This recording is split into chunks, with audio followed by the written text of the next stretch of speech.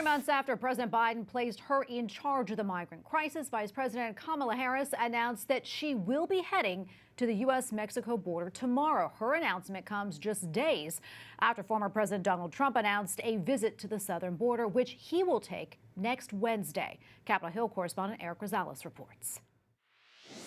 Republicans on Capitol Hill continue to hit the Biden administration for its handling of the crisis at the southern border. At least 21 Republicans have signed on to introduce a resolution to censure Biden himself.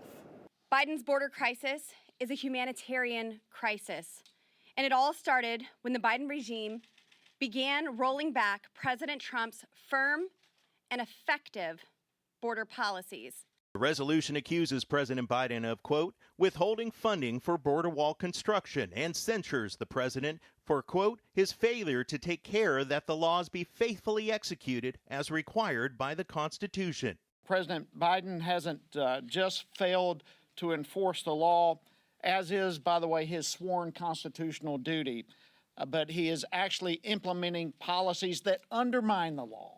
The numbers are staggering. In May alone, there were more than 180,000 migrant encounters, the highest level in more than 20 years. Republicans say the president needs to reinstate Trump-era policies, like the Remain in Mexico policy, which requires U.S. asylum seekers to wait in Mexico while their applications were processed. We got people that are dying, women, one estimate, 25% of the women that come are raped. The U.S. Conference of Catholic Bishops opposes enforcement-only immigration policies and supports comprehensive immigration reform, such as an earned legalization program that would allow foreign nationals of good moral character who are living in the United States to obtain permanent residence. Also, family-based immigration reform to increase the number of family visas available and reduce family reunification waiting times.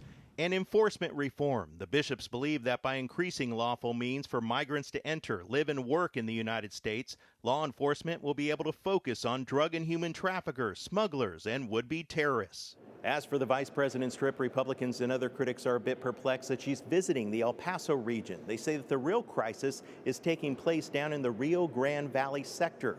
They say that's where hundreds of kids are crossing the border every day. At the Capitol, Erik Rosales, EWTN News Nightly.